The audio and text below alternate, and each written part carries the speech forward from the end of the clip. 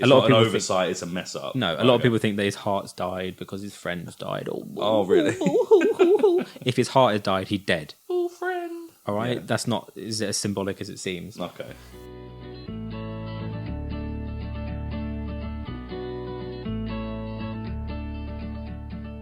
Hey guys, and welcome to the latest episode of the Franchise Rundown, the show where we take a second look at some of our favourite movie collections and see if they really are as good as we remember, or in certain cases, even better. We're going to go through sequels, trilogies, and mammoth movie marathons and give you our very own rundown. I'm one of your hosts, Charlie, and joining me is my co-host, Wayne. Wayne, how are you today? I'm great. I'm really excited for this one. I've been waiting for this one pretty much since we started doing the whole podcast. So yeah, knowing that this one was coming up, this is the only one I've been thinking about. It's kept me going through all the technical difficulties, I'm not going to lie. How are you? I'm very well. Ready to get this done. Ready to record. Wow, you're pumping. Yes. So, tell the listeners, what are we doing today? We are reviewing the film Avengers, or Avengers Assemble, as it's known in England. Marvel's Avengers Assemble. Yeah. Yeah. They had to change it because of the Avengers TV show. Oh, really? Which I remember when this film came out, I was in work and I was telling someone, I can't wait, I'm going to cinema tonight to watch the Avengers. And he was like, the Avengers? He's like a 50-year-old guy. Oh, like, right. The Avengers? What, from TV in the 90s? Mm-hmm. Like, no, let me show you this trailer. This is not what that's about. Super excited. This is what everything's been leading up to. This is the last one of this set. Of this phase one, yeah. This phase, yes. Yes, so this is the last of... Yeah. Lots of Marvel for a little while at least. Yeah, we'll be moving on to a new franchise after that. We will be announcing at the end of this podcast, so do stay tuned. Now's the time when we like to give our listeners the chance, if you haven't seen the film in a while, or if you've never seen the film, which if you haven't seen the film and you've made it this far through this podcast, I don't know what's going on. If you haven't seen it, or if you want to catch up, we are going to play the trailer. Hit it. Run it.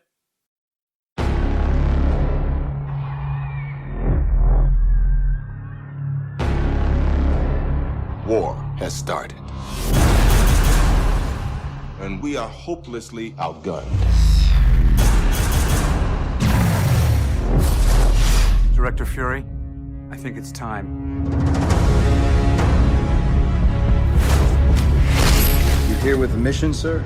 Trying to get me back in the world? Trying to save it. Doctor, we need you to come in. What if I say no? I'll persuade you. What are you asking me to do? It's called the Avengers Initiative. I thought I didn't qualify. Apparently I'm, volatile, self-obsessed, And don't play well with others. I think they need a timeout.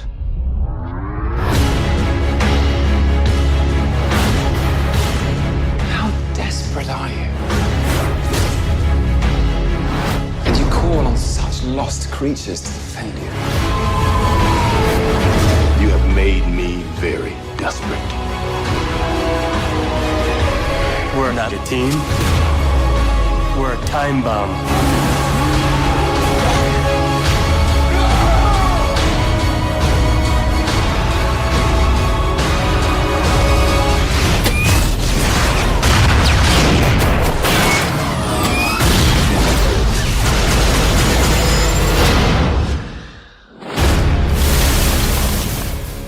This is nothing we were ever trained for.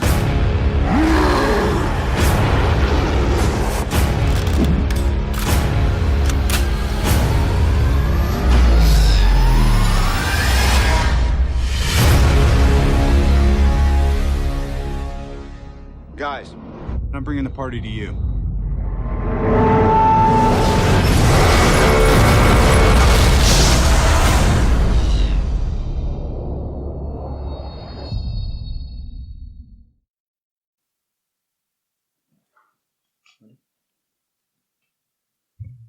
Okay, that was the trailer. What did you think?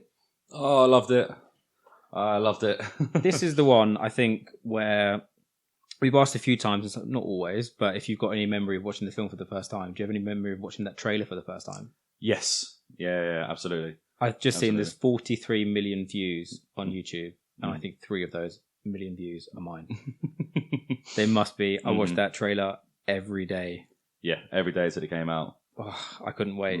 But saying that was the last trailer I watched for a Marvel film. I haven't watched one since. Until I'd watched the film, I can go back and watch trailers, but there were so many spoilers in that trailer. I know I definitely watched a few after. I didn't. That was my absolute last trailer. I think the last one I watched might have been for Infinity War. And then that was the one with where Hulk was in it. We've mentioned it before, where Hulk was in it, but he wasn't actually in the film. Where he was running as the Hulk. So that was the last one I think that I watched. And I just completely gave him up from then. But the trailer's great. It sets it up straight away. You know who the bad guy is. You can see the team coming together. We knew this was going to happen. Yeah. That the team was coming together, obviously for some kind of off-world threat. It had to be an Avengers level threat. Great trailer. Absolutely. Loved it. And you know what? I said there were some spoilers in there, but they don't spoil too much of the plot. There's just one or two spoilers that I'll talk about a little bit later. Yeah, you know what's going to happen. You know Thor's going to use the lightning. You know the Hulk's going to Hulk out. You know all these kind of things. So it's fine. You know, you've got to have a bit of action in there. But no, I enjoyed it. I loved it. Right, let's get into it. Yeah, let's do it. So, quick plot summary. Earth's mightiest heroes must come together and learn to fight as a team if they are going to stop the mischievous Loki and his alien army from enslaving humanity. Short, simple, to the point. Yeah, like it. So, the film starts. The Asgardian Loki encounters the Other. That's the little fella at the start that he's talking to. Yeah, weird looking guy. It's a weird name. The Other. Yeah. Yeah. 2 thumbs on each hand. I made a note. He looked kind of like a Power Rangers villain. Yes, yeah. Do you know what I mean? Was it Zorg or something? They all look kind of the same eventually. But I thought, that one bit I didn't really like him. So the opening scene, it sets it up straight away. Yep, he's talking to the leader of the Chitauri. Yep. Obviously, we don't know the Chitauri really yet. We don't know exactly what's going on, but we can see that he's being sent to Earth with the promise of power and ruling, and to retrieve the Tesseract. Which they say he can keep the Tesseract once he's done it, right? That's kind of the premise that it seems to be given. That if he destroys Earth, then he can keep the Tesseract. That seems to be what they're saying. But obviously, I think it was that he can use it, and then Earth will be his. Right. Okay. I believe. I don't think they ever promised that because they need the Tesseract, don't they? Yeah, I suppose. Well, Thanos does. That we know. Straight after that is kind of like the mini opening credits. The music. I'm going to say this constantly throughout this podcast, but why we love these films, I think I speak for both of us. Why we love these films is what they make us feel. Right? I just chills up the spine and goosebumps every 20 minutes, and that music starts you off straight away, and I just love it. And I remember when we were, where were we? I think we were just about to watch Captain Marvel in the cinema. And was that about the right time they were doing trailers for Infinity War, I believe? Yeah. And so we don't watch the trailers. And as we're walking in, I could hear the end of the trailer for Infinity War and that music. We were standing outside, popcorn and drinks. Da, da, da, da. And I was just like, oh, God. Immediately dropped both drinks on the ground and held our ears. And run away. You don't want to hear anything, right? No. But that, they do so well with the music. There's so many things they get right. I mean, especially the casting. So let's just run through the cast list, right? It's a huge one for this one. So you've got who's the main one? Robert Downey Jr., I guess. I don't know. I might even go Nick Fury in this one. You think so? Like potentially, yeah. There's the amount of scenes he sets up, and like he starts out, then he gathers everyone. He's the reason they're all together. There could be an argument with him being the main character. Yeah, I think in terms of screen time, I think it's Robert Downey Jr. Oh, absolutely. Let's run through him anyway. So you've got Robert Downey Jr., Chris Evans, Scarlett Johansson, Mark Ruffalo, Chris Hemsworth, Tom Hiddleston, and Samuel Jackson. Samuel L. Jackson, sorry. I think in terms of screen time, it's Robert Downey Jr., then Chris Evans, and then Hawkeye, and that are way down the list. But I think it's, as they've set up for later films, it's Captain America and Iron Man. Oh, absolutely. Right? Yeah. They're basically the two leaders, but they're at loggerheads all the time from the beginning. I think they talk to each other most. Yeah. Right out of everyone else. And you can see there's that odd relationship that I didn't really understand back in 2012 when we were first watching it. obviously we've seen the films, but I didn't put too much together in terms of his dad worked with Captain America in the Super Soldier program. Yeah. So he's like, oh, this is the guy that my dad never shut up about. So he's already got that kind of disdain or resentment towards him. Mm-hmm. And obviously Captain America thinks he's flashy because of the way that he bounds into the film, basically. So there's already those two going at each other, but they're needed. They need each other for the team. Yeah, they're the two leaders, essentially. Yeah, exactly. Yeah. And that relationship just grows and grows over time. Mm-hmm. Right, so Nick Fury, director of S.H.I.E.L.D., and his lieutenant agent Maria Hill arrive at a remote research facility during an evacuation where physicist Dr. Eric Selvig is leading a research team experimenting on the Tesseract. Agent Phil Coulson explained the object has begun radiating an unusual form of energy. So this is the start bit where they're walking into the building. The whole building's being evacuated. The Tesseract's going off on one. Obviously, they don't know what can happen. Going off on one? Yeah, it's off on one. Well, to be fair, it's an unknown entity. There's nothing wrong with that statement. No, it's fair. Exactly. Do you not find it weird that Dr. Zelba kept calling it she? Yeah. I think they made that point like 5 or 6 times. Yes. Couldn't say it. Tesseract. Yeah. I don't see the connection between a girl. No, I don't know. I did find that a bit weird. So as you say, the Tesseract starts going off on one. Mm-hmm. A portal opens and in comes our main protagonist for the film. Antagonist. Sorry. and in comes our main antagonist for the film, Loki. Mm-hmm. Looking mental. Oh, his smile. Yeah. It's haunting. It's like a Joker smile. That's an evil smile. Yeah, where he's sort of pointing his head down. Oh my God, it's amazing. Yeah. Yeah, I noted that one down. Great entrance. It's a great entrance. I don't understand it. What do you mean? What we know from the future of what the Tesseract is, it's a stone. I was thinking the exact same thing. It's an Infinity Stone. There is no other door somewhere else. There's no other Tesseract somewhere. I don't see how that worked. Also, we know it to be basically the Space Stone, so it just opens up a portal and people walk through, right? It's not a big deal. So why they've opened up the portal and now they need to stabilize it with this iridium that we find out later on. Why has it started to explode? Why has it started to collapse on itself when nothing like that happens again later on? Yeah, maybe it's because the person wielding it, the machines are wielding it, where you need a beam to wield it later on. Okay. Yeah. No, that's a fair point. It bugged me, but I see they put a little explainer in about with Clint Barton going, oh, there's a door on the other side, and there's no door. Yeah. Yeah, they could have just thrown Loki at Earth. He'd been alright. He fell off of Asgard, and he seemed to be alright. Yeah. They didn't. Yeah, again, didn't really mention that bit too much. So Loki then comes in and he's fighting everyone. Mm-hmm. Gets shot quite a number of times, and he's obviously bulletproof. Yeah. So they're not hitting him with the bullets. Why does he look so flustered in this fight? He can just slowly take them out one by one. Yeah, he is sweating as well. You actually see him perspirating, and his eyes look really mental. Mm-hmm. But why is he flustered in the fight when he's clearly invulnerable? Yeah, I don't know. I don't get it. I just walk around, stab, walk around, magic. Yeah. Just turn their hearts. Mm-hmm. Why? Anyway, but it was a good scene. Yes. Mm-hmm. That's where he mind controls Hawkeye, and Hawkeye Selvig now on the team, now on Team Loki. Yeah, that was it was an important part of his plan, was to get these kind of people on his side so that he could work out and locate the Tesseract and that. That's one thing I didn't see coming. You know, the Loki's, obviously he's going to try and take the Tesseract, but I didn't see him having these people on his side. You don't assume that he needs them. Mm-hmm. But it's not all brute force, is it? Yeah. But especially with Barton, it sows more discourse between S.H.I.E.L.D. and the Avengers because they've got one of their own. Mm-hmm. So that's pretty cool. So then everything starts to crumble after the portal comes in on itself, and everyone's evacuating except one guy, or two. Mm-hmm. But one of those two is waiting for the other. Yeah. Everyone is getting out of there as this place is coming in on itself, and that poor pilot in the helicopter.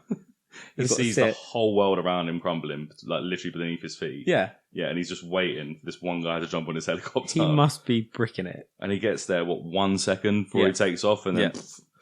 And then what happens, he's like, oh yeah, pull up in front of this guy with this magic scepter that can blow things up and stay steady in front of him, and then the helicopter gets blown up. I'd be so gutted if I was him. I really hope that pilot survived. Well, the helicopter didn't blow up, just the blades went off, so he's probably got a blade in his neck. Yeah. Or something. Maria Hill tells everyone that this is a level 7 evacuation. Mm-hmm. What were the other 6 levels? Walk out slowly. It's a fire drill. I don't know. Are you really asking for all 6? Yes, I want all 6. So number 2 is maybe there's an actual fire. Number Maybe 3, there's an actual fire. 3, terrorism. hurricane. Run out of Cheetos.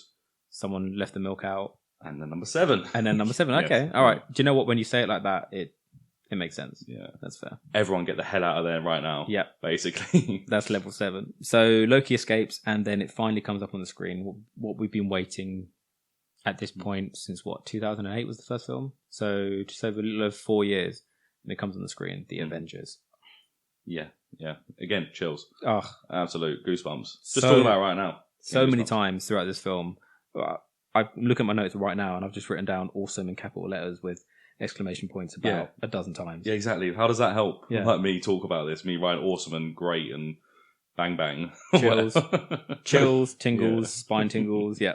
And our next thing we go back to the Hulk, and it brings up another question from when we did the Incredible Hulk. Why has he put himself in such a densely populated area?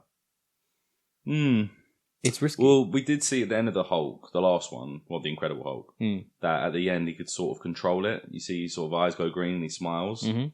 So he does have some sort of handle on it now. Well, see, now this is the thing, right? Because this is actually why Ed Norton, or one of the reasons why Ed Norton didn't come back to play the Hulk. Mm-hmm. Because for him, what you say is true. He had this kind of control over the Hulk, and it didn't control him anymore.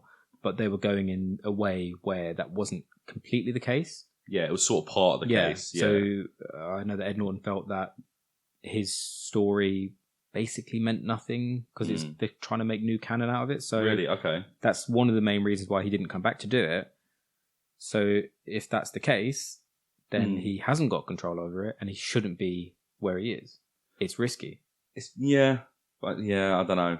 Seems like he's got part control. Like if someone blows him up or whatever, and he gets really angry, then he'll go. But he can just turn it on or turn it off when he wants to. Yeah, but we've seen when he was in the bottle implant in his own film. Yeah, all it takes is just to get roughed up. Yeah, but no, that was before he had control. Remember, he got control at the end. Okay. Yeah. Well, anyway. See, this is the thing as well. So it's it's in the universe, but I don't know how much that. Mm-hmm. Well, it's an arc that's explained over the next however many films, isn't it? Mm-hmm. So Nick Fury, he's assembling the Avengers essentially. He gets Natasha Romanoff to get the Hulk, as you were just mentioning. Mm-hmm. So she's recruiting him. Great scene. It's just them two talking, and then he scares her. He jumps out at her, says, "Don't lie to me," and then she grabs a gun from under the desk, and you see the fear in her eyes. Total fear. Absolute fear. Great acting. Mm-hmm. Amazing scene. For an ugly actress, it was pretty good. Butters. And then you also see she's told them that they're all on their own, but you see all the other 40 agents. Yeah. They're not going to do anything. No. What can they do? We've seen this before. He could literally jump away. Yeah. If he wanted to. Right, so she gets the Hulk. Coulson, who does he get? Coulson goes for Stark. Yes. But just to look over some stuff, not saying we need your help. It's, can you look over these files? It's not like we don't need Iron Man, we need you. If you know what I mean? Which is kind of the same thing that they did with the Hulk. They say to him that they don't want the Hulk. They want Banner. They want his mind, which is kind of the same as with Stark. I guess they're just leading them down a path together, see what happens. One interesting thing in that scene is, did you notice that Pepper Potts, so Gwyneth Paltrow. Yeah, thanks for that. You're welcome. She doesn't know she's in these films. Have you not heard this? What? She has no memory of doing any of these Marvel films. Really? Yeah. She was interviewed recently. Is she a stoner or? No, I don't know. She just blanks it out. In a recent interview, she was saying she has no memory of being in any of the Avengers films. She remembers this Iron film. Man. She's in like the 2 scenes. Still. Yeah. Right, she's still in it. She's like, oh, wait, was I in Avengers? Yeah. Anyway, so she is barefoot. Did you notice? So she is barefoot, and Robert Downey Jr. is actually wearing platforms, so that when they're standing next to each other, he's taller. She doesn't tower over. Yeah, yeah, I didn't notice that. Poor little Robert Downey Jr. I did notice he's got tiny feet. He's supposed to come on today. I think he's running a bit late, but we have to get started without him. Yeah, we can. Well, yeah, we'll carry on. We can always Skype or something. Yeah, email. Yeah, we'll add his audio in later on. And then the second thing that I wanted to mention there is when Pepper Potts calls Agent Coulson Phil, and Tony's like, what? His first name's Agent. Yeah. So that's a little throwback because Phil Coulson wasn't actually supposed to be the character that he is. Right. He was when the film was written, he was his name in the script, and the only as far as character was to go was to be called Agent.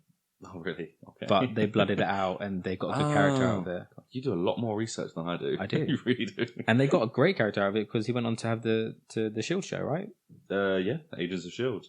So without that, I think he would rather have stayed in these films as a bigger character. I'm sure he'll get paid more. Yeah, I'm sure. In these films. Yeah, definitely. Right, so that's them two recruited, and then you just got Captain America to be recruited. Mm-hmm. So he's there with his 12 punching bags, lifting them up with one finger. Easy. Yeah, showing off his muscles already in the first scene. So that's the end credit scene from Captain America. Yeah. First Avenger. Yeah, where he's punching the bag. Yeah. Yeah. And you see Nick Fury come in, we've got a mission. Yeah. Yeah. One thing I didn't get, so he's got, as you say, 12 punching bags on the floor. He's lined them up, he's smashing them into pieces. And then when he leaves, Nick Fury picks one up, puts it on his shoulders and walks out. Is he taking that home? Did he bring them with him? I don't know. One's for cuddles. I don't know. Yeah. Really strange. Well, to us, the padding in them is like rock hard. To him, Yeah. it's probably so soft. Yeah. Yeah. Well, they all join together on the S.H.I.E.L.D. airship, though they call it a boat at one point. Well, on the way there, you see Phil Coulson and Captain America. And you see how much of a fan Coulson is of him. I think it's a really sort of sweet scene. Started off sweet, got a little bit weird when he started talking about how he was watching him sleep. Yeah. That was a bit creepy. I watched you sleep. Well, I was present while you were sleeping. Yeah. While you were frozen. So they get onto the airship. They go into the air. They have the cloaking device that keeps anyone from seeing them. But that thing must make so much noise. You think a plane, just like two turbines at 30,000 feet, you can hear overhead. But this thing's hovering above, invisible. Yeah, and it's not that high. Yeah. That must make so much noise. So it's not the greatest cloaking technique, I suppose. I don't know. If anyone, well, anyway, I'll just say anyone can hear it. Mm-hmm. That's when Maria Hill comes in and tells everyone on the main concourse that they are in emergency protocol 193.6. What the hell? So are you telling me that there is not only 192 previous protocols, that each of those are pointed in decimal points as well? They just like to complicate things. That's so overcomplicated. I'm sorry, who's got the memory to remember that many? No one there would have Rain Man. Exactly. They got Rain Man upstairs. Well, that's only one guy, right? So you tell me everyone there can remember 193.5 others before, and it's more. No, it'll be over 92,000. Yeah. That's insane. So imagine someone's thinking they've just got 193.6 confused with 72.9. Yeah. That's a big difference, maybe. So maybe that one is to shoot on sight. Who knows? That's totally overcomplicated. Now that I say it, I've got a feeling that 193.6 might mean something more. Like it's a code word. Not a code word as such, but maybe it might have something to do like a particular comic number or the date that something came out. I will check that and I will come back to it. Right, so while all this is happening, in Stuttgart, Barton steals Iridium, needed to stabilize the Tesseract's power, while Loki causes a distraction, leading to a brief confrontation with Rogers, Stark, and Romanoff. So, this is the bit they're stealing the metal from the museum. The Iridium. Yeah, Iridium, that's it. Well, no, so they're stealing the Iridium. They're stealing an eyeball from the museum. Yes. Yeah, okay. And at the time, I thought this is an overcomplicated way of doing it, but it means that the person can be in one place while the eye can be in another, so that they're not immediately caught. Yeah, that's fine, but surely, you see the device that they use to scan the eye, just like basically cut it out of his skull? Yeah. Surely they just like a little photo, you know what I mean? They didn't need to cut the eyeball out. And that's a very specific device that they've got, like, out of hand. There is just a room somewhere with devices like that. It's like the one that they used to take the core out of Iron Man in the original Iron Man. Yeah. Where are these? Who's making these little grabby devices? Yeah. Is it Lego? Yeah, the perfect size ones. Like that's the only thing it could do. Yeah. Absolute only thing. Maybe mix a martini. I don't know. It can do something else, but Did you notice the address? 221B Baker Street? No, I didn't. That's a different franchise. Okay. So when they land, where is it? Stuttgart? Stuttgart. Yeah. Yep. The address is said to be 22 Koningsstrasse. And I apologise to any German listeners out there if that's pronounced incorrectly. But that translates to King Street. King Street, okay. And that's Loki's whole thing, right? Is that he wants to be king. He wants to be king of Asgard, or he said he was a king. Mm-hmm. And that's his deep desire. I did this nice little nod, I thought, towards just that. Just a little nod as well, yeah. Not forcing it too much in your face. Something just for the German viewers, I guess, as well. Yeah, maybe, yes. I'm sure someone's going to get in touch and tell me how to pronounce that. I look forward to it. So Loki causes mayhem, basically. So we know that this is basically part of his big plan. Mm-hmm. Is to sow the seed of mayhem and basically get the Avengers to fall in on themselves. Mm-hmm. But that scene when he's walking down the stairs and then he's got the scepter and just flips it in his hand, knocks the guy out. That's just a great scene. Brilliant. And when he's coming out and he's shooting all the cars, did you notice I think it's a police car that skids on its front for about, 10, 20 meters? Yeah. That's an accident. No way. I looked into it. It was supposed to flip. Yeah. But it didn't. And that made it into the film, made it into the trailer, actually. Yeah. So that was pretty cool. They're more expensive than things to flip a car and all the safety and everything, And I suppose once it's failed to do it once, you can't really try and flip it again, so... No. But I don't know, it looked pretty cool. I liked it. So Loki's in his suit and he walks outside, tells everyone to kneel when he magically transforms into his Loki suit, we'll call it. So we know how magical he is and he can make you see things that aren't there. So the human suit he's wearing is not actually wearing that. He's just making you see him wearing that. Yeah. We agree with that, right? Yeah. So when he changes back into his normal clothes, he's wearing his little pointy helmet. Yeah. Okay, yeah, his little pointy crown, whatever you want to call it. Okay. When he gets caught by Iron Man, the helmet disappears. So is he just making that look like he's wearing a helmet at all times, or is he actually wearing a helmet at all times and making it look like he's not wearing a helmet at all times? If you know what I mean, because he can make things there that aren't there, but they're not real. They haven't actually got form where you can touch them. Yeah. Yeah, because in later films when Thor throws a rock at him and it goes straight through him, you know what I mean? There's not actually anything there you can touch. But what would be the point in... So he has to be wearing that helmet thing at all times and then make it look like he's not wearing it if it's real and if you can actually touch it. I know it's a bit complicated, but do you see my thought process behind this? I'm not going to lie, you've lost me a little bit. Okay. Is what you're saying that you think Loki is at all times naked? No. So he is wearing that green suit at the moment, but every now and then his helmet goes and it comes away. But it seems like that's the helmet with the horns. Why can't that just be him making it appear and reappear? And because in other films he uses that to fight, so it actually has form. Yeah. So is he constantly wearing that and making people think he's not wearing it with his magic? Because it has form, because you can touch it. Maybe. I know it's a bit complicated, but do you see what I mean? This is turning into a bit of a conspiracy theory. It is. I don't know. Okay, let me text Joss Whedon, and we'll get back to you. We hasn't responded to any of my 25 emails. Good luck. This is you. That's rude. We have this film is all about great entrances. Fair point.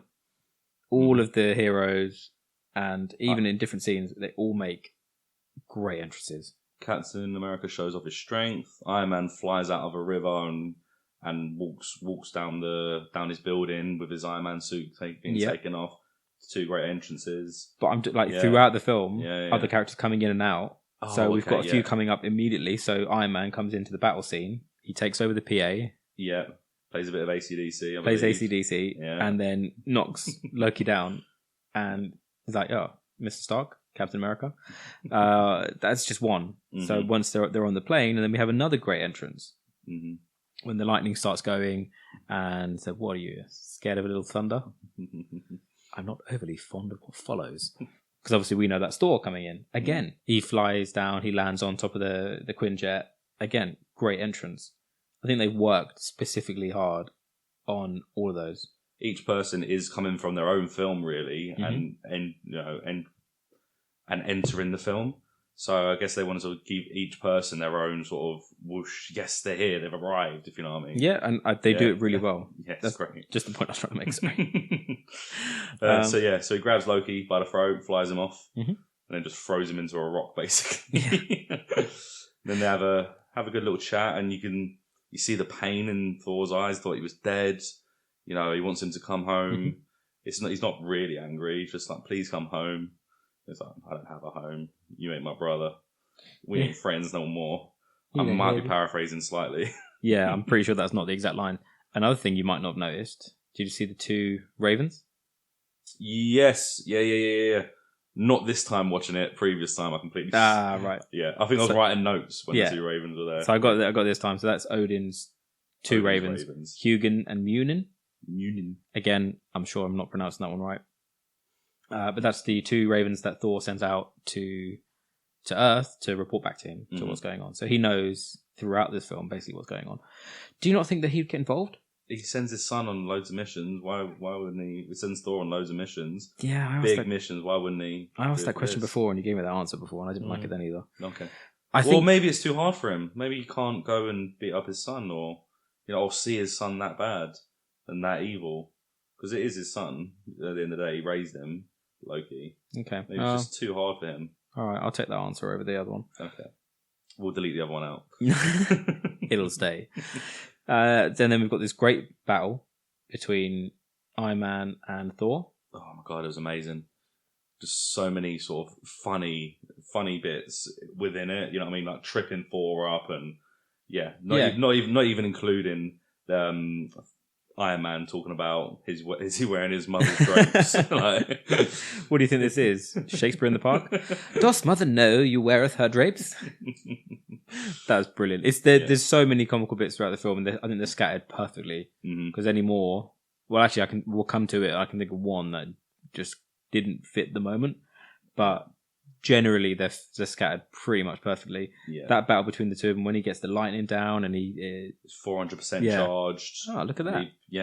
And then shoots him off, and that comes back again as well. That comes back into Endgame when they're fighting Thanos. Yeah, spoilers. He's literally built it into the suit, hasn't he? Like, an inductor, basically, to take in the power of the lightning so that he can do that. And there's a few bits here and there where...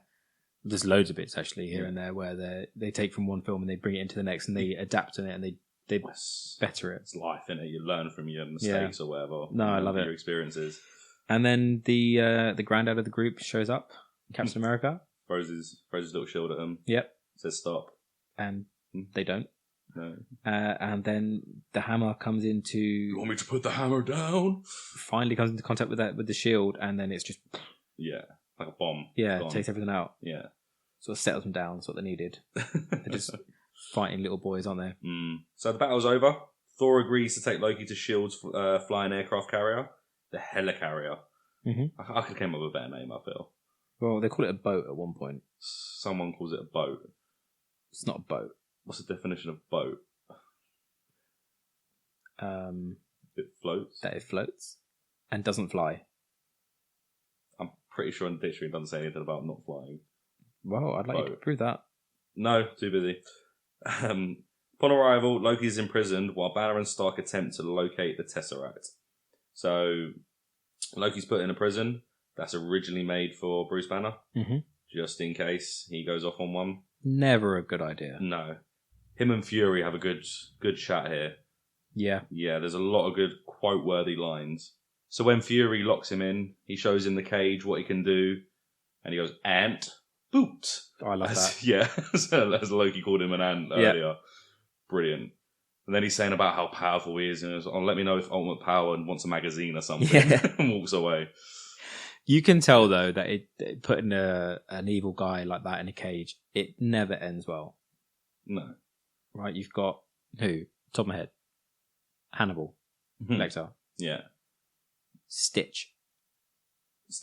Yeah, from Lilo and Stitch. At the end of the film, they put him in a cage, he breaks out, causes destruction. I've never seen Lilo and Stitch. You've never seen Lilo and Stitch? I have never seen Lilo and Stitch. You haven't lived if you haven't seen Lilo and Stitch. Okay, next franchise. All of Disney films. Oh, God. That's a lot. That'd be fun. No, quite do see Stitch. But yeah, you never put the Maniac in a cage like that. Something bad is always going to happen. Mm-hmm. And where'd you put him? You don't put him in the toilet. No, but at the end of the film, Thor's got these handcuffs that he puts on him that stops his powers. Do that. Right, okay. He's still really powerful. You can literally see him, like, when he's being walked to the cage, how happy he is to be there. He wants to be there. You know what I mean? Everyone can see that. It so obviously wants to be caught. Mm-hmm. This is obviously his plan, and you've got some of the smartest people on the planet, and they can't figure it out. That bit, it was, it's part of their downfall is that they weren't smart enough to figure that bit out. Yeah, if they would have realised that, they would have been waiting for something to happen, looking out. So when Barton does come on his Quinjet, like, it doesn't seem like a single radar has picked anything up. It's a complete surprise. Well, because are they complete stealth carriers, like, even to them? Yeah, but they're also S.H.I.E.L.D. agents. So they know how to manoeuvre, I guess. Yeah, and I think they even ask them what they're doing there, and they give them certain protocols that allows them to get in because they're S.H.I.E.L.D. agents. Oh, okay. Do you know what I mean? So Yeah. it was quite clever, really. But I think as well, it's not just that this team is only just coming together. Mm-hmm. You've got Captain America and Iron Man fighting. You've got Iron Man trying to entice the Hulk to come out just so he can see it. Both Iron Man and the Hulk don't trust S.H.I.E.L.D. Yep. That's why Iron Man bugs there. And all the while, the Scepter is messing with their brains. Yes, I forgot about that bit. Yeah, Mm-hmm. it's technically the Mind Stone, so it interferes with them and makes them angry or stuff. What would you say they're doing? It's sowing bad seeds in their mind. It's making them, go against each other. I remember the first time I watched it when they're having their little battle, and then not battle, but they're having a little argument, and then they're like, "Dr. Banner, put down the scepter," because you don't even see him pick it up. No. But you know that it's in his mind, and you can see a few of them. They're like straining their eyes, they're rubbing their head because something's happening to them that you don't realize at the time.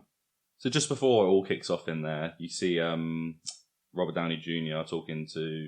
Iron Man talking to Banner and Captain America, saying they don't trust S.H.I.E.L.D. Captain America runs off to find some proof. Mm-hmm. Robert Downey Jr. is eating blueberries, which was not in the script. He just kept hiding food everywhere. I read that as well. He's just hungry all the time. Just kept hiding food everywhere. They decided to keep that bit in. I actually forgot about that bit, and when I was watching it, I thought it was really strange when he was offering Banner the blueberries. Yeah, and it just looked really, but it looked really unnatural. Yeah. It looked like I could see him trying to almost break in his character and going, "Why have you got blueberries on set?" Yeah, I do not remember reading about this, but I want a blueberry. What about the bit with when Thor is trying to say that he should be taking Loki back to Asgard, and that everyone's saying, "Oh, Loki's a madman," and he's saying, "Well, you be careful. Don't say that. That's my brother." Yeah, he's of Asgard. Yeah. Okay. Well, he killed 800 people. He's adopted. He killed 80 people in 2 days. Yeah. Well, he is adopted. Yeah, don't. You're right. He's of Asgard technically. He's been there. Don't put him on me. I loved it. So Iron Man and Bruce Banner find out that Phase 2 is them making weapons from the Tesseract. They're not happy. A big argument starts with Fury, Thor. Everyone's doing little jibes at each other. Mm-hmm. Really starts to kick off. Nice little nod to Phase 2 of the MCU, though, as well. Mm-hmm. What's Phase 2? Yeah. Because this is the last film of Phase 1. Yep. Yeah. We missed one of the most important bits of the film. When Robert Downey Jr. calls him Point Break? No, that's the next point. Oh, is it? Okay, because that was just before all this. It's when Robert Downey Jr. comes in, when Iron Man comes in and goes, "That man's playing Gallagher." Oh, right. So that was ad-libbed. Oh, really? No way. No, that was ad-libbed when they came in. So then they had to add that in afterwards that he was actually going back to play Gallagher. One of the oldest games. Yeah. Yeah. Just as if he'd be playing it. Anyway. But yeah, I think there's a lot of ad-lib that goes on, but obviously not most of it gets kept in, but that one was a good one. I think you've got talented, funny actors like Robert Downey Jr. You have to let them ad-lib. Yeah. Like, you have to let them do it. You know you'll get gold. Yeah. Like, at least half the time. And then when Captain America and Iron Man are having their little spat, there's two very important lines that come out of it. The first one being pertinent to the pod is they said, "Big man in a suit of armor, take that away. What are you?" What is he? Billionaire, genius, playboy, philanthropist. You should really know that by now. Genius billionaire playboy philanthropist. There you go. Boom! Almost got it spot on. And then the second one is that Captain America says to Iron Man that you're not the guy to make the sacrifice play. Mm-hmm. So Captain America knows that he is himself. He's jumped on grenades to save people. Yeah. He's taken on Nazis. He's done all of this. He put the plane down to save everyone. Yeah. Right. So he knows that he is that. But from what he knows of Stark already, he knows he's not, and that must play on his mind. Do you reckon? Maybe. When it comes to it, because he thinks that that's all he does do. Robert Downey Jr. He's literally willing to die in pretty much every one of the films. He puts his life on the line. But what I'm saying is, do you think that he does that because of what he says? Because of that comment? No. I think that's just who he is. I know he's all a bit brash and a bit this and oh yes, I'm a billionaire genius, but no, he does care and he is fighting because he cares, and he changed originally in that cave, and he saw someone he knew die. He doesn't want to see people die. I think that's a front. That's just, you know, I mean, it is who he is. It's a front. Oh yeah, I'm like bravado. Exactly, a bravado. But yeah, I think ever since he sort of became Iron Man, he was ready to die for whoever he needed to. Okay, I don't think that's why he carries the nuke through, just because that one... Spoilers. Because of one thing Captain America said, you know what I mean? When would he have had time to even think about what he said? Because it pretty much just kicks off after that. Oh, There's I know. There's not a spare minute where he thought about that. Really? Oh, they have a minute. A minute? Yeah. Where they're thinking about when someone dies. Anyway. Yeah. So, the Hulk, finally, I think it's about an hour and 15 minutes into the film before we finally see the Hulk. And his transformation scene, amazing. Yeah. It was just sort of him. There was no music. There was no boom boom. Yep. It was just him changing, him screaming. It was amazing. Sometimes that can be so much more powerful. Mm-hmm. And you see that look in his eyes when he's green. It's that last look of Bruce, if you know what I mean. And then boom, he's the Hulk. And then that scene where when he's chasing Romanoff through the tunnel, the glass tunnel, and then it goes into that slow mo, and he's just going through everything. You could see that was made for 3D. Yeah, that scene, that whole sequence was made for 3D. That was intense. It's kind of like amazing. A horror, sort of. Yeah, being chased like that. Oh. Yeah, and we've said this before in the Incredible Hulk. Obviously, he is essentially a monster, and they've made that scene quite like a horror, like the chase scene. Like it goes quiet for a while, you don't know where he is, and then suddenly arm comes through the ceiling or something. Yeah, like quite jumpy. Right? Mm-hmm. I love that. But then there's only one person on board who can take him down, or who can even possibly stand a chance, and that's Thor. And that leads into, again, a great battle scene. Great battle scene. But you made the point that you think that the Hulk is stronger than both of the Asgardians. I just feel like, so in this film, he's winning in the fight between both Thor on the ship until Thor gets his hammer. Like, that's the only time when the sort of fight turns and Thor starts winning. And then obviously he destroys Loki when Thor had a little fight with him and didn't make a scratch on him. Yeah. You know what I mean? In this film, it's just, it comes out that he is the superior. He is the strongest. I know we've said it in Thor, but any time that Chris Hemsworth holds out his arm, waiting for Mjolnir to come, I love it. I tell you what, when they first start fighting, it's literally my favourite probably few seconds of the film, believe it or not, is when Thor first comes up and then he ducks a punch from Hulk and then just punches the Hulk in the face. It's just hilarious to me. Just someone rising up and punching the Hulk in the face. It does seem crazy. It's just amazing. Like, when's the last time you saw that properly? You know what I mean? Yeah. It wasn't Incredible. That monster thing doesn't count. You got like a human basically punching the Hulk in the face. Yeah. It just made me chuckle, and it makes me chuckle every single time. The bit I like, that is a great bit. The bit I like is just before that. So he basically spears him. He rugby tackles him over to the ground, right?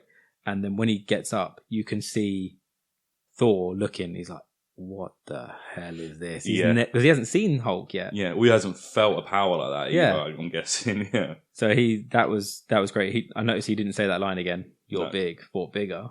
He hasn't fought bigger than him. Yeah, so they're going at it. Thor gets his hammer, smacks him in the face. Brilliant. Goes through a plane. Yep. Doesn't he? Mm-hmm.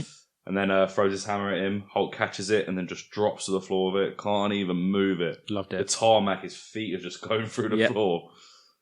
I love that bit. But then when he rips the wing off the plane, he throws it at Thor, and he ducks out of the way. He just limbos underneath it, basically. Yeah. But the force with which it takes out the car that it hits, you're like, ooh, yeah, that would take his head off if it caught him. Thankfully, it didn't.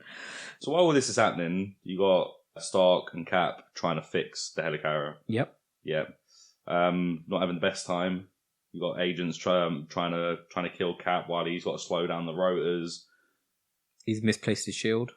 Yeah, where is his shield? Where is his shield? It's back. It's in. I think it's back in the helicarrier. He threw it, and I didn't even think of that. Yeah, he's getting shot at. I was like, where's his shield? Yeah, and he's trying to shoot. He doesn't seem to be very good with a gun, but then again, why has he ever needed one? No. Yeah, that's true. I mean, he did use it in Captain America, but we've said this. He's not that well trained. He's not got that much experience. No, it's just heightened senses. Yeah, of course. And speaking of that, like I in this film, I can't see a point, at least at this moment, where the Hulk has actually killed anyone. Like, so he's running around. He might have hit a few people by accident. Even when he takes down the plane, the fella's parachute goes off. Yep.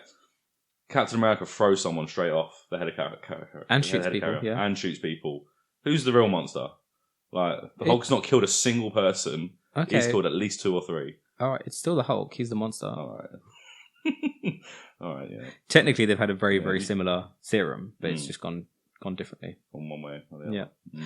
That actually reminds me that in the beginning of the film, when they're mentioning the Tesseract, that it's showing off high rays of gamma radiation. Mm-hmm. So they're setting it up, even really early on, that the Hulk is going to be one of the only ones that can interact or wield or be near to these kind of stones. Yeah. So I'll not say too much more. Yeah, exactly. Just in case. Yes. But if you haven't seen them, still, what you're listening to this for. Yeah, exactly. One thing that I found hard to incorporate into this episode is our favourite segment of how many times our heroes should have died, because there's so many heroes. So many heroes, and they're all quite powerful at this stage. I could like Nick Fury should have died like 4 times in the first 20 minutes of the film. Iron Man should have died when he got hit by those blades.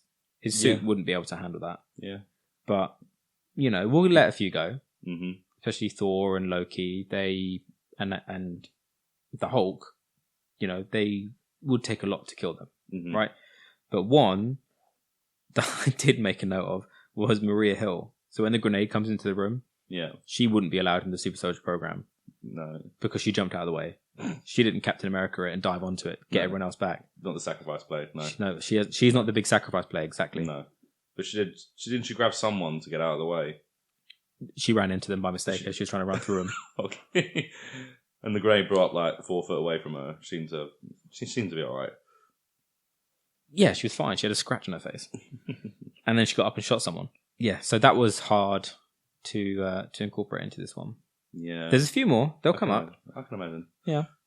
I wonder, so like the next franchise we do, if it's like a really family friendly film, you gotta bring that. You're gonna bring that through to it. Oh, how many times should Shrek have died? How many times should the Grinch have died? No. Well, who else? What's really family friendly? I think Shrek's pretty family friendly. Yeah, but he does fight a big dragon. That's a fair point. Yeah. And also, he gets in the ring with like 40 of Farquaad's guys. So I'm sure one of them would have taken him down. We'll get to that. Okay. So Hulk's off the helicarrier. Thor goes to find Loki, gets trapped in the cage, and this is the point, unfortunately, where Loki stabs Coulson. Yeah, right in the chest, just as he's got that big gun out, thinking, "Oh, Coulson's gonna have him." Bang! Straight through his back, through his chest. I was surprised how much that death hit me, to be honest, because at the core of it, he really is only a secondary character. Yeah. He's as close to the team as anyone is, I suppose. That's the point. He's close to everyone in the team. He's been with all of them at some point, I guess. So yeah, that was quite hard. And he was a nice bloke. Yeah, exactly. He's a big Captain America fan. Obviously, he's worked with the S.H.I.E.L.D. agents. He knows Iron Man. He knows Pepper. They all know him. So yeah, that was, as Fury rightly used it was the catalyst that they needed to get the team together. Absolutely. You can tell that Coulson is actually saying that while he's dying. Yeah. He's literally like, oh, this is gonna. They needed something, and then he dies. Yeah. It was like something to band them together, something to bring them together, and that was it. The one point I will make against that though is that literally hundreds of people have died. Yeah. Okay. Right. Yeah, so many people. So Loki's killed 80 people in 2 days. Yeah, but All they right. were. Yeah, they don't. Okay. They don't know him. So many people have died on the helicarrier. Yeah. So many agents have flown off, have blown up. There's been so many explosions. Barton's been on a killing spree. So many people have died. But it's a little bit selfish that it's taken that one close death for them to be able to come together when really they should be coming together to stop any kind of injustice. Yeah, I guess so. But they were there for this one as well. It's not just him. Like, they were trying to locate, and he's doing bad things. Like, they're doing the best they can at that point. At this point, they failed to protect Coulson. You know what I mean? So that would hit a bit harder. Yeah. But Iron Man's right when he says that he shouldn't have taken on Loki alone. Yeah. He said he was doing his job, but he shouldn't have taken on Loki alone. He's like number 2 for S.H.I.E.L.D. He should have people with him. Yeah. What did he? So let's run through what did he do? He went and got a massive gun that he doesn't know how to operate or what it does. That could have been a nuke, for all he knows, right? Could have been a bubble gun. Yeah, exactly. Yeah. And he's gone to take on Loki, who is a god with a weapon of unknown ability, Potential mass destruction. on his own. Nuts. So it is actually quite foolish. Yeah. So are you saying he deserved to die? Yes. Sorry, Phil. Unpopular opinion, I'm sure, but unlucky Phil. Yeah, you lost it. But then it leads into Nick Fury. So they're all sitting around the table afterwards, and he throws down these bloodstained cards, which he set up. Mm-hmm. He literally rubbed on his chest, his dead mate's chest. Yeah. Probably. But also to throw some bloodstained cards down, that's disgusting. Yeah, that's rude. That is rank. Yeah. Look, guys, there's some blood on these cards. Put them back in your pocket. And but then throws them on the table, and Captain America picks it up, and now he's got blood on his fingers. Yeah. Literal blood on his hands, yeah. So did he actually, is that real blood? Is that Coulson's real blood? Did he go and take that blood? Hope so. That's weird. A little bit weird. That's weird. With your mate. Yeah. Yeah. I did make a point on that bit when he's throwing the cards down. Tony Stark, you could not see the light through his chest, and he's wearing the same t-shirt he was wearing earlier, and the same t-shirt he's wearing in the next scene. Yeah. And you can see the light through his chest, through the element in his chest. Yeah. But you can't see it in that scene. Yeah. So Why? it's just it's a goof. It's a goof. Yeah. Because his heart's broken. No, it's a goof because the lighting department didn't pick it up. But okay, so it is a mess up. Yes. It's not an oversight, it's a mess up. No, a lot of people think that his heart's died because his friends died. Oh, really? If his heart had died, he'd dead. Oh, friend. All right, Yeah. That's not is as symbolic as it seems. Okay. It was just a goof by the lighting department. So shame on you guys. Probably shouldn't diss the lighting department at Marvel Studios. I'd love to work there. So, Cap and Tony have a little chat. They realise that simply defeating them will not be enough for Loki. He needs to overpower them publicly to validate himself as ruler of Earth. What are you smirking at? Did I say something wrongly? Publicly. Don't out me as smirking. I was doing it quietly. Loki uses the Tesseract in conjunction with a device Selvig built to open up a wormhole above Stark Tower, the Chitauri fleet in space, launching his invasion. It went a lot darker than I thought it was going to go. Yeah, in what way? I thought Loki, being Loki, was going to use his own powers to take over everyone or to kill, to make everyone submit, basically. I didn't see it coming that he's going to unleash this crazy alien army and basically destroy the world. Yeah, he's going big. Darker he wants than the I whole thought. Earth. He did say he wants to rule Earth. So, but what's left to rule when you destroy it like that? I don't know. I think you got to destroy some things to make people listen, didn't you? You're not just going to go, hey, let me be ruler. And they go, yeah, all right. Yeah, a bit mental, isn't it? So Iron Man and Cap are on their way. Captain America's gone to Romanoff and Barton and said the best line in the film. Mm-hmm. You got a suit? Yeah. We'll suit up. Tingles. Yeah, that's exactly what I've written out. Suit up, tingles. That's Well, it. it's the exact same thing. Every time. It's just, you know the battle's coming, they're getting together. They're on their way. Oh, I love it. So they take most of them take the jet. Iron Man flies ahead. to Stark Tower, where he has that just great scene with Loki. Yeah. So he goes up to the roof, he takes his suit off, and then he's unarmored, Mm-hmm. and he's having that great chat. Basically, I'm here to threaten you. Yeah, What? which he says a couple of times. Yeah. The one thing that really bugs me about this scene. So as he's coming in, Jarvis says to him, "Sir, Mark 7 is not ready for deployment." Mm-hmm. Right? So we know that Mark 7 is something that can deploy at will and can scan onto Tony Stark's body because of these bracelets. Right? Essentially, yeah. Right? Why are the bracelets to such a piece of equipment just laying out on the counter, on the bar? On the bar. I have no idea. That is ridiculous. That's Why aren't they in a safe? Or... Yeah, somewhere in a safe place. In a drawer. Yeah. Just in a drawer. Yeah. They're just lying out. That's the only bit of that scene that I didn't like. Mm-hmm. Or has he got them bracelets all over the flat in case something happens, and like they only work on his wrists? Probably not. No. But, Yeah. I didn't like the bracelets being there, Yeah. and like tucked under the bar where you couldn't see him put it on as well. Yeah, exactly. Very convenient. It's way too convenient. Mm-hmm. But that bit when he's saying, Loki, I have an army, or we have a Hulk. We have a Hulk. That's the first time they say Hulk in the film. Officially, yeah. Banner nearly says it earlier. Yeah. I am the Hulk, the other guy. Yeah. Sort of thing. Yeah. First time, nearly 2 hours in. Yeah. Actually say the word Hulk. Finally. Yeah. And they say it a few more times after that. Obviously, now it's been allowed. Mm-hmm. Loki tries to mind control him, hits his chest. Bing. No. With the scepter, yeah, that's great. Bing. No. Yeah. Well, performance issues. 1 out of 5 men. And then just throws him out the window. Yeah, and then that's when the suit comes out, gets onto him. It's a great suiting up for Iron Man. Great suit up. Well, at this point, yeah, it's obviously the best one. Yeah. They improve per movie. It always gets better. Yeah. I love it. But I will say, so he gets the suit on, 20 meters before he hits the ground. Mm-hmm. And then, fires his thrusters to get him into flight. The people underneath him are dead. Or at least burnt faces. Yeah. Yeah. He has destroyed those people. I'm sorry. They didn't survive. No. Well, again, grand scheme of things, he was more important than. Mm-hmm. But still, 4 children. There was a school walking past at the time. Yeah.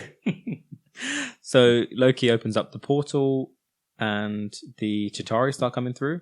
Yeah, I love this bit. Iron Man takes out so many on the way up. Yeah. Literally, like if you had about 50 of him in the suits, 50 blokes in the suits, you wouldn't need anyone else. They could have just took out all of them. Well, I think so simple. You saying that actually is a good point, because I think that leads into his thinking in Iron Man 3, right? Mm-hmm. Where he's got the autonomous suits. Yeah, I guess so. That's a good point. So he can see what he can do, and he gets other people to do it. Anyway, that's another film. But yeah, as he's going up and he's got rockets coming from everywhere, from his shoulders, from everything, it's great. Yeah. Yep. So Iron Man started the fight. He started taking out Chitauri. This is when Thor lands. He's come back and he tries to talk to Loki, and they have their little fight. Mm-hmm. There is a moment where sort of Thor's got him in a headlock and he says, "Stop this madness." And you do see like a moment of regret in Loki's eyes. Or it appears to be, yeah. A moment of humanity or whatever. But then he stabs his brother. So, yeah. Moment gone. I think with Loki, his head rules over his heart. But his heart can come out on occasion. So he sort of sees what he's doing just for a sec, but he's so smart, Loki, that he knows what he wants, his end goal. I would say it was the reverse. Really? I'd say it's his heart ruling over his head, because he's doing all of this out of anger and revenge and resentment for... Don't forget, this guy's 1,500 years old, right? Mm. So he's been told a lie for his whole life. So yeah, this is all out of anger. Why he's doing it, mainly. And another point on being 1,500 years old, right? I'm 28, all right? I can't grow a great beard. I'm all right with that. Yeah. Thor is 1,500 years old. Yeah. He can't grow a great beard either. Why can't he? What's right? It's not an age thing, it's a DNA thing, I guess. No, sorry. It's an age thing. Well, his beard and eyebrows were better in this one when they haven't dyed them blonde. Yeah, thank God He for looked that. a lot better. That was so weird. Oh, his beard is not that bad. It's not that great. Yeah, it's stubbly. Mm. Yeah. So Thor gets stabbed by Loki with this tiny little blade. It's like a pigeon's foot or something. I don't know. Yeah. Can Thor get stabbed, or is it because it's Loki doing the stabbing that it works? Or is it a special blade? I think both. Yeah. So I couldn't go up to him and stab him. No. You don't think so? No. Well, I don't know. Part of me thinks that it's the blade. Mm-hmm. And if that's the case, then when he just takes it out and discards it, throws it down on the roof, he probably shouldn't do that.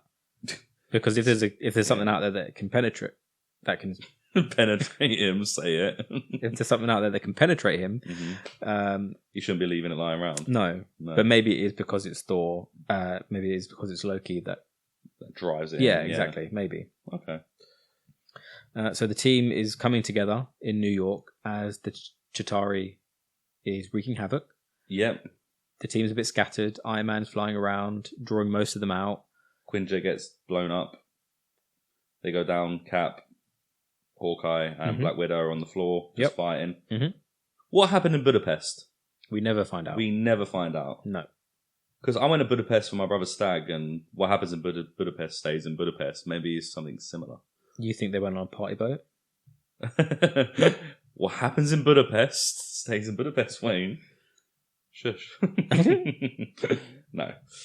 But I would love for them to explain that. Maybe in future films or TV shows or whatever they're going to do with them, it will probably come out in the TV show. It's been a long time. Yeah. Yeah, waiting just for that small answer. I think it will almost certainly come out in the TV show. Mm-hmm. So just as we think it can't get any worse with the Chitauri coming down in their little weird flying things, that's when a Leviathan comes down. So that's that big snake-looking thing with the armor, and that's the one holding all the people. Basically. Yeah. And that is just mega destruction. Yeah, just flies through buildings. Yeah, for fun. That is. And what makes it worse is you think it's only one. Yeah. Yeah, you think, oh, okay, that's all right. Yeah. So they managed to take one down eventually, but in reality, there's loads of them. Mm-hmm. And yeah, it's just mental to see it on the scale. Obviously, we know it's a comic book movie, but it's insane. It's utter chaos. Yeah, yeah. And how a team of 6 can stop it, it's just ridiculous. True that. Wow. So they're finally all back together. Thor's just landed, killed a few people with his lightning, landed with the team.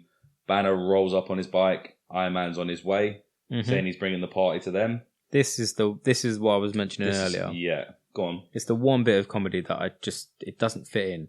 So when Iron Man comes over the earpiece and says, "I'm bringing the party to you," and Black Widow turns around and says, "I don't see how that's a party."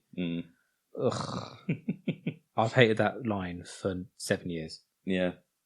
Every time it comes, I know it's coming on. Ugh. Yeah, I'm not a fan. Yeah. And that's when we see Banner turn into the Hulk immediately with that. I'm always angry line. Yeah. Great line. Yeah. Great transformation. The whole thing. Yeah. Yeah. And it just turns instantly. Mm-hmm.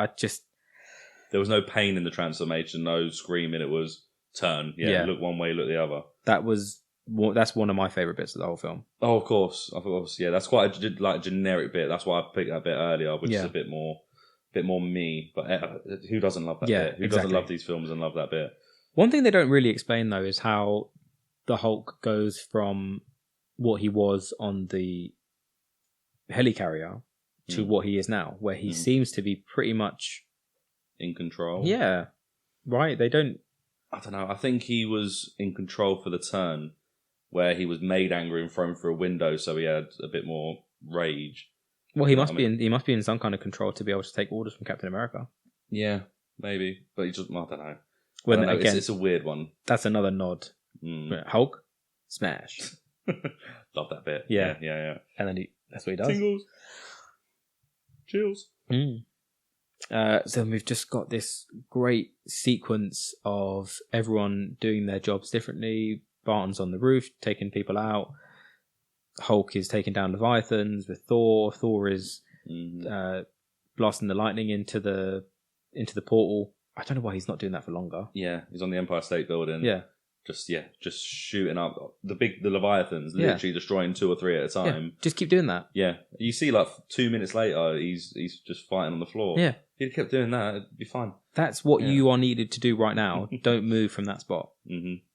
All the while, Romanoff has made her way to the roof of the Stark Tower to try and find a way to. Can I say this? So, Cap gives her a boost onto one of the flying things. Yeah, which she catches with one hand at about 40 mile per hour. More. At least 40 mile per hour, maybe more, maybe 60, maybe 80. Yeah. She has some serious upper body strength to be able to hold on and pull herself up and not have a dislocated elbow.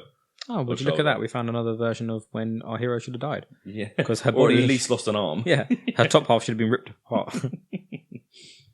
Yeah, very unlikely. Cap could have done it. Yeah. Could have done the other way around, but... Anyway, as unlikely as it seems, she makes her way up to the top of Stark Tower and discovers Dr. Selvig, who tells her that he has a way to destroy the portal. Yeah. And that he's looking at it. And that he's been there for a while looking at it and not thought to do anything. I'm hoping he's injured enough that he can't get down there. He didn't look injured to me. No, he looked alright, didn't he? He looked fine. Yeah. He was just having a mental breakdown, I think, that he couldn't do it. But suntanning. Yeah. So again, more of the action sequence. Iron Man comes down, puts his laser thing onto Cap's shield, takes out about 4 people, flies off. Amazing. Brilliant bit. Thor and Hulk take down one of the Leviathans. It comes crashing down. I think it's through the library or something. It looks like the library in New York. Anyway, standing there, and then just Hulk smashes Thor. Go, great bit. Love it. Really unnecessary, but great bit. Yeah, totally. So carry on, fight, action. But it didn't feel too much. No. At no point did I think, this is too much action. This is all going on. No, because it was they were being smart, if you know what I mean. They weren't just fighting rage, whatever. Like when Thor knocked the shard into Leviathan, like they were working together. There was fun bits to be watching, if you know what I mean. Mm-hmm. It's not just a fight scene. Yeah, you can see there was a lot of thought gone behind it. Yeah. Mm-hmm. There was so much going on, but as you're right, and you say, you could always follow it. Yeah, it was great. I loved it. So we head back to the helicarrier, and Nick Fury is on with the council, who've decided to use a nuke on Manhattan. Is that the right plan? I don't know. Future films tell us that they are not necessarily the good guys, this council. So either way, I think they win in this situation. Yeah. Why are they all in such dark rooms?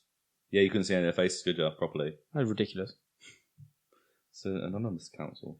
So I can just picture one of them going, like, talking to his PA. Okay, I'm just going to go on the Skype chat with Nick Fury. Can you turn off all the lights? And I don't want to be disturbed. No, please. Can you put one blue light by my feet? Yeah, please. Yeah. No, maybe it's just a radiator. Maybe. Just a halogen heater. Right, so a couple more scenes we have to mention in this fight sequence.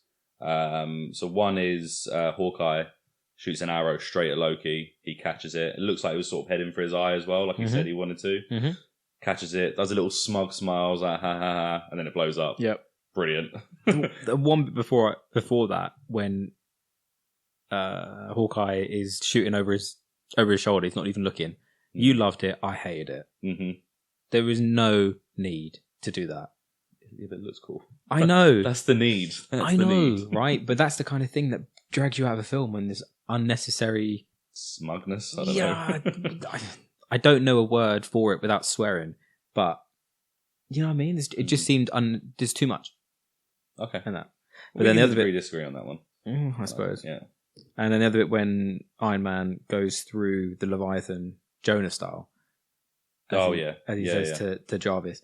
Do you notice where he lands when he comes out? No.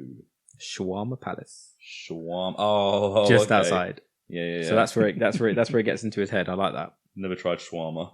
One around the corner where he lands. Yeah. Nice. Yeah, exactly. 2 blocks away.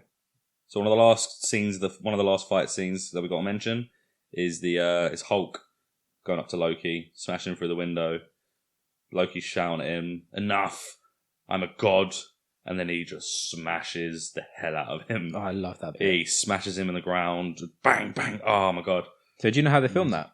I have no idea how they filmed that. So they, obviously not the smashing bit, but Tom Hiddleston had a huge speech, a huge monologue to go through. Yeah. Oh, really? Yeah. And he had a harness around him that was pulled.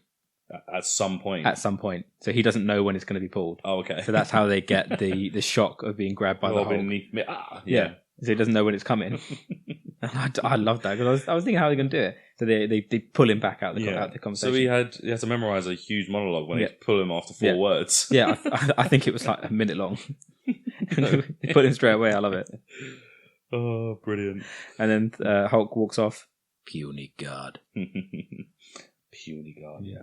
I think that's a throwback to the comics or to the original shows or something like that when he calls them, or he describes it, puny humans. Yeah. Because there's not puny. Yeah, puny's a big word for him. Yeah, there's never a lot that the Hulk says. No. But they get most of his stuff in there. Right, so we're coming up to the end now. Mm-hmm. Tony's been told about the nuke heading towards the city. Mm-hmm. Flies up, grabs it. Cap's telling him it's a one-way mission because he's going to go stick it through the wormhole. Mm-hmm. So he decides to ring, obviously, Pepper Potts, his missus. Why? Before you ask yours, I want to ask mine. Go on.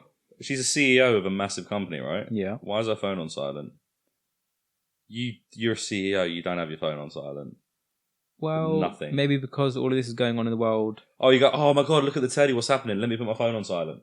No, you watch it. Maybe she just came out of a meeting. No! She's the CEO. No, she's on a plane. Yeah. No. Oh, actually. No, you wouldn't turn your phone on silent, you turn on airplane mode on a plane. Not if it's your turn plane. It back off. That's phony, by the way. Phony. No pun intended. Right. My point is much more important than yours. My point... I'll be the judge of that.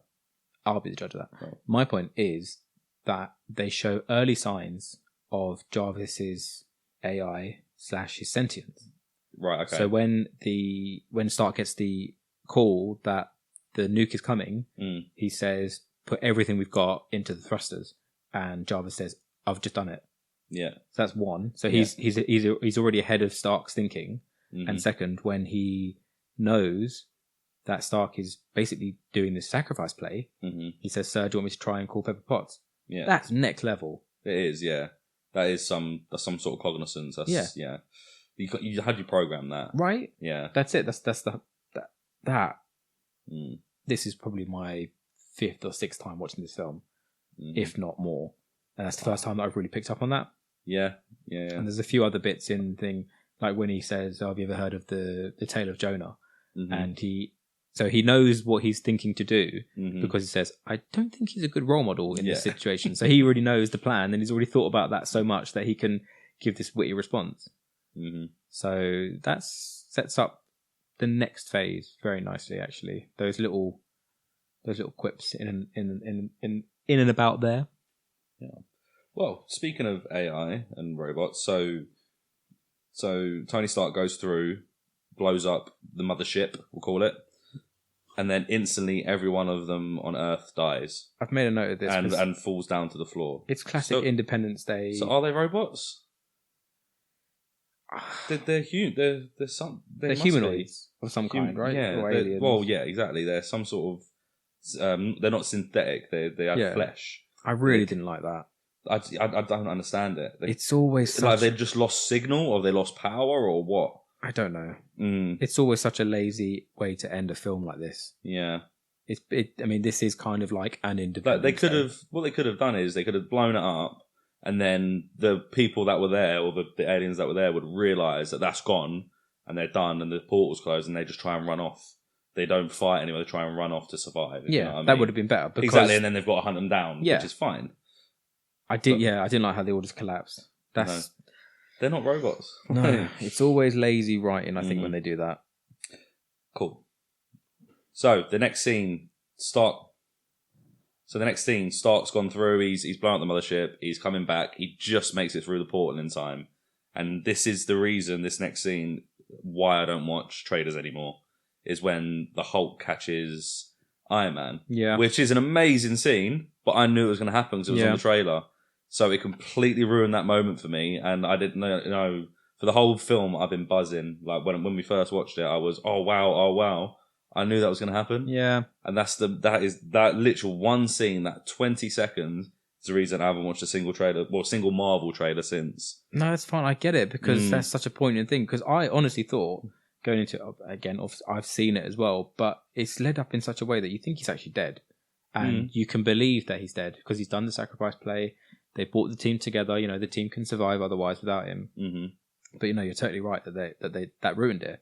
But my question is as well, when he goes through the portal into a vacuum of space, lets go of the nuke, which then carries on flying and blows up the mothership, Independence Day style. Yeah. Why does he fall back to Earth? So some clips fall off him. Maybe that pushes him back a little bit. And the shockwave might push him back. I was trying to think about this myself. But it seemed like he was already falling before the shockwave. Which he shouldn't do, right? No, he should be going forward. There's nothing pushing him back. Yeah. Yeah. It's just momentum in space, right? Exactly, yeah. Yeah. You'll go on forever. That's a little loophole. Again, I never thought about that. But again, the shockwave of the explosion could have blown him back, but he already seemed to have been blown back. So, hey, here's what it is. He fell back. We needed him. We needed him to come back. So, I don't care. As long as he got him back to Earth. And the next films. Yeah, Hulk catches him. It looks like Thor's going to go up and catch him with he's twisting his hammer, getting ready to fly up. When he lands, though, another thing that was, I don't know if it was ad-libbed as such, but when Hulk screams at him to wake him up. So that is Ruffalo in, what's the right word for it? Green screen, green suit sort of thing, with the dots on it. Yes, exactly. Right. So that's him in that thing. So him screaming at him, that was, Ruffalo did that, and they kept it in. And they worked with it. Okay. They were going to do something. They were going to do something else.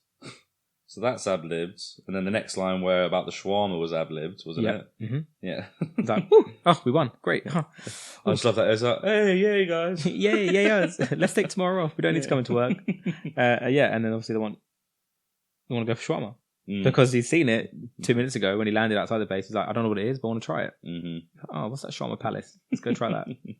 Love it. Yeah, and then we've got the final proper shot, I'd say, of the film. The one that sort of rings true is them surrounding Loki, and they're all in there flexing and power and bow out, and I love that bit. You know what? I will take that drink. Yeah. No, you do not deserve a drink. No, you have killed many, many people, and we're going to take you back to Asgard. You're in trouble. And that's it. Pretty much, yeah. Sort of goodbyes. Nick Fury's talking to the council. Yeah, nothing too poignant. Film's pretty much done. Yeah. Nick Fury basically explains that the Avengers are the Avengers. He's not monitoring them, but we know he is. Yeah. You know, he's always going to be. Spies everywhere. Yeah. And everyone's going off in different ways, and the Avengers will return. They will. The after credit scenes on this one, there's only two, I believe. You got one with the other bloke. He's called the Other, right? Yeah. Oh no, there's three. There's the Other talking to Thanos, who technically we don't know as Thanos yet. We just see his face though for the first time, which is budget. Yeah, it's quite yeah. From what it turns out to be. Yeah, they fixed up on that. Another one's where they're eating at the shawarma place. I think that's the very end one, isn't it? That's the last one. Yeah. What's the one I'm missing? It's when Pepper's showing Tony kind of like a holographic design for the new Avengers or the new Stark Tower. Oh, okay. I don't think that's sort of an end credit scene. That no credits have gone past before she shows that. That's just sort of the last scene of them. Like he's riding his bike, Captain America's riding his bike, them two are rebuilding. You know what I mean? Well, either way, it leads into the fact that that's going to be the Avengers Tower because you can see in the hologram they've got some of those Quinjets. Oh, okay, yeah. And on the tower, just the A left. Just the A left. Yeah. I love that bit. Yeah, that's good. Again, another little tip of the cap. Ready for the next one, and then that's it. That is the film. Oh god, I loved it. I loved it. I'd watch it again right now. Yeah, I might want to get in. No, the missus still hasn't seen any of the Marvel films yet. I don't know why I'm still with her. I don't know why. I do. I love her, but still. You need to fix up on that. I know. Well, so what was this? The sixth one? Yeah. Okay, so I need to catch her up on 6. And then she can listen to the podcast. Then she can, yes. But that's the end of this movie, the end of Phase 1 Marvel, and the end of our first franchise. Wow. Yeah, wow. Wow, it's been a long road. All we've got left to do is to rate this movie and our final thoughts. Well, we've got a few questions coming in from listeners as well, as always. Oh, as always. As always. What do you want to do first? Do you want to do questions or you want to do ratings? I want to do ratings first. You want to do ratings? Yeah. Well, I want you to go first. Oh, I knew you were going to say that. I'm not ready. Oh, I don't know. Do you want me to go? Yeah, go on. You go first. Right. So I'm going for a solid 9.25 out of 10 on this film. So awkward. Just to mess with your maths. This film is as close to sort of perfect as it can be for me. Mm-hmm. Basically, there's so many points in this film where I get chills and I laugh and I'm excited and I want to jump up, I want to scream and I want to sit down, I want everyone to shut up around me. And it's been a long time since I've watched a film start to end without wanting to quickly look at Facebook or look at something on my phone. Mm-hmm. Or, I don't mind if I go to the toilet and miss 30 seconds of it. This film, I did not want to move. I wanted to sit there and just I was so engrossed in it. And I was so happy with every little bit that I was waiting for it to come up again. Because I knew this bit was coming. I was like, oh, this bit's coming. Oh, Robert Downey Jr. is going to say this. The only thing that takes it away from like a 10 for me is the emotional side of it. So I don't feel... So in later films, like Endgame, say, there's points where I pretty much cried. Mm-hmm. And there's no point in this film, even with Coulson dying, where I thought where I was anywhere close to crying. So that's why it's not a solid 10, and it's a little bit higher than a 9. But God, what an amazing film! And I'm happy that I have it in my life. Oh, wow, yeah, I know. What a way to end. I'm pretty much there with you. I'm gonna go with a 9. Not to say that I think it's any less than you. Mm. The thing with this, with how we're rating these films, is we're going back, we're reviewing them again after seeing them for the first time. Yeah. Well, there will be some that I suppose that we haven't seen, but anyway, it's not to say that this is a near perfect film. Mm. It's to say that it's a near perfect film for me. Absolutely. For how I feel, for how much I enjoy watching it. How much we connect with it from childhood or whatever it exactly, might be. Right? Yeah. It's not Scorsese, it's not Tarantino, it's not in depth, it's not going to be ranked as like the best films ever made. No. Like I think the top ranking film on IMDb is Shawshank. Shawshank is an amazing film. Yeah. Right? It's one of the best films ever made.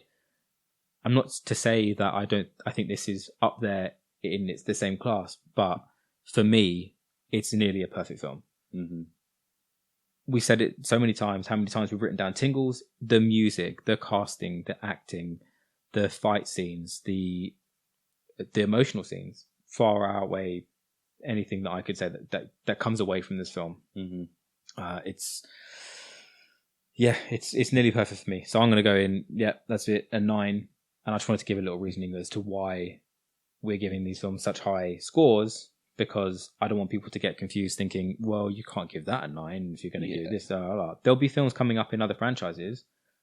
I think we need to stick to the franchise when we're judging these films. Mm-hmm. Sort of the franchise or the era or the type of film. So we might do other trilogies, other whatever it might be, but they might rate lower, but are technically a better film. Like it's made better. It's like you said, a Scorsese film. Mm-hmm. That doesn't necessarily. We're not matching them all up. I think we just need to stick to one genre, and that's the genre, and we'll give them the scores, mm-hmm. and then we'll move away from the scores, and we'll go to the next one. We will have an overall score eventually, and it won't surprise me to see Avengers stay near the top for a long, long time. But anyway, so why don't we run through our scores for all the last 6 films? Do it. So, and I'd say there's 1 or 2 surprises in here. In last place, unsurprisingly, in 6th was the Hulk. Incredible Hulk. Incredible Hulk. Yep. With an average of 3.5. That's pretty low. And I'm happy with that. We gave it what we gave it. That's deserved. In 5th place is Iron Man 2 with an average of 5.75, followed by Thor with an average of 6.75. In 3rd place is Iron Man with 7.5, followed by Captain America with an average of 8 out of 10. that's the one that surprised me. I didn't think Captain America would be above Iron Man. I think we were just so excited when we watched it and how good it was rewatching it because we had such a bad expectation that we bumped it up a little bit. So but that's I'm happy exactly with it. Exactly what we were just saying. Yeah. And following on with in first place, unsurprisingly, is Avengers with a average of 9.125 out of 10. Yeah, that sounds right. That's going to be hard to beat. Mm-hmm. So that gives us an average of the films in this franchise a score of 6.77. For 6 films, that's pretty good to start off with.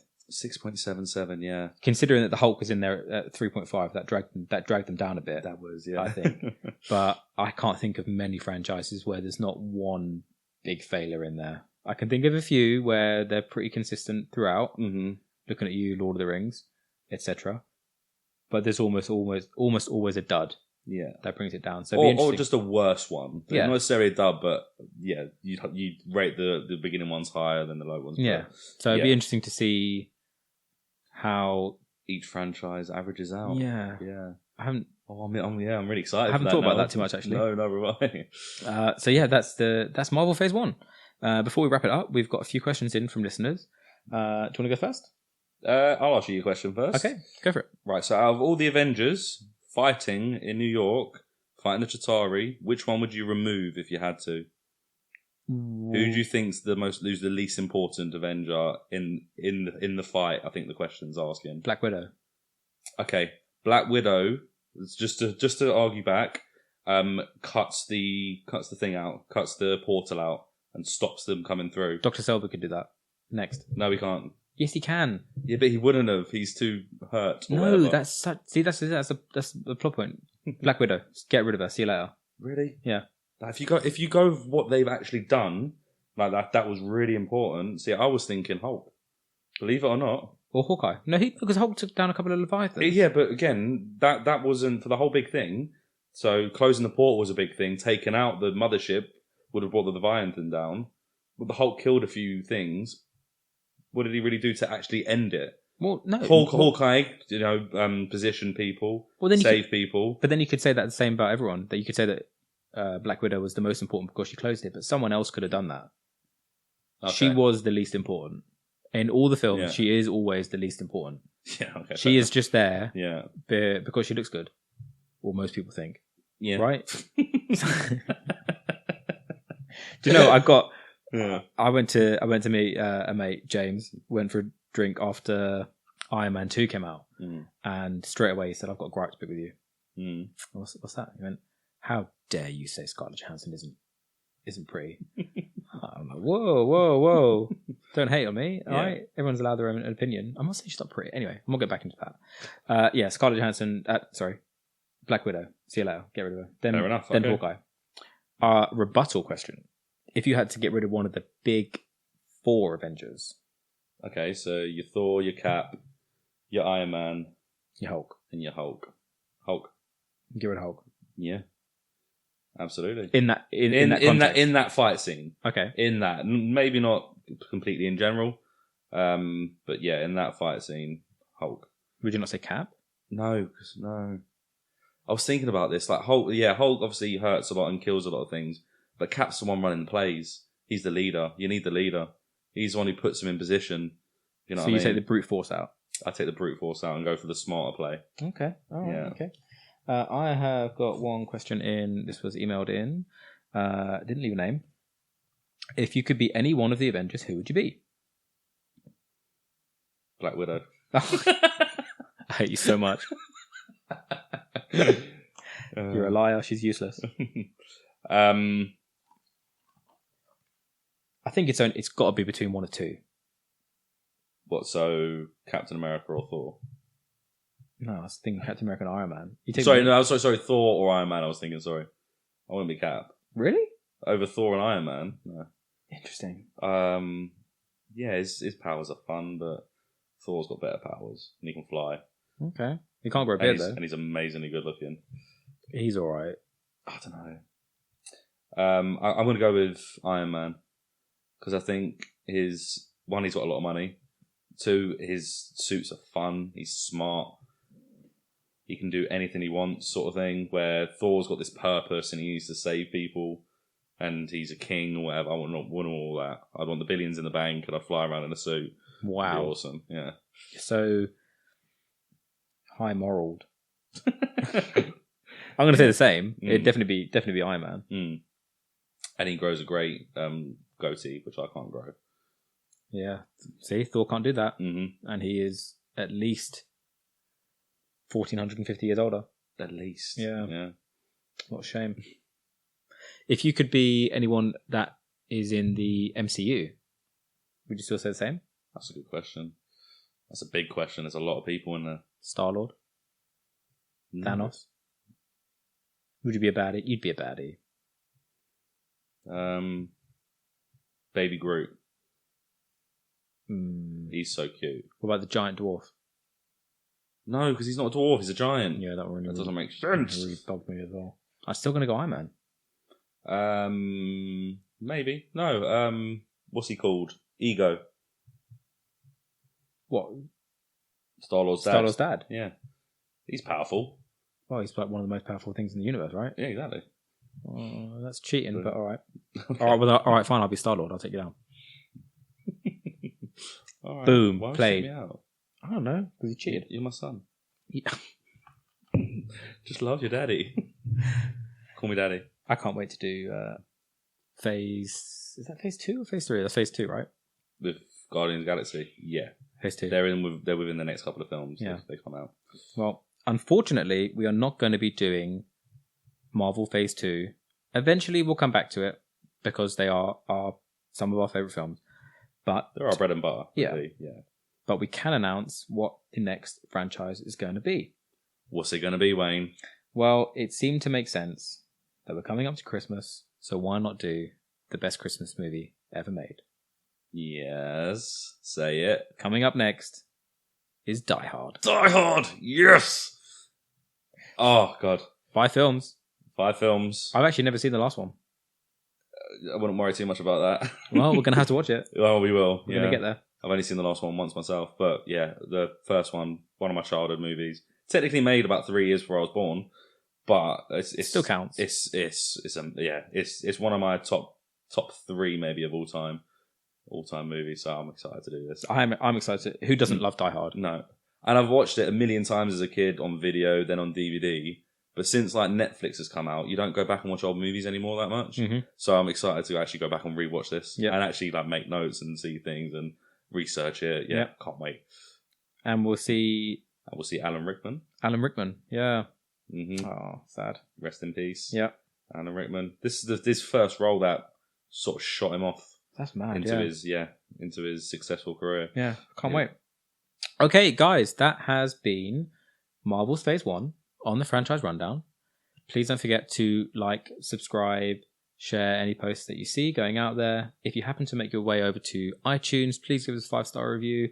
It really helps the podcast grow, get us more listeners, get us more of you lovely people to listen to us on your commutes and as you're doing lots of fun things at home.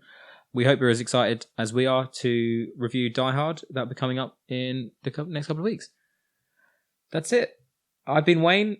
I've been Charlie. Good night. Thank you for listening. Good night.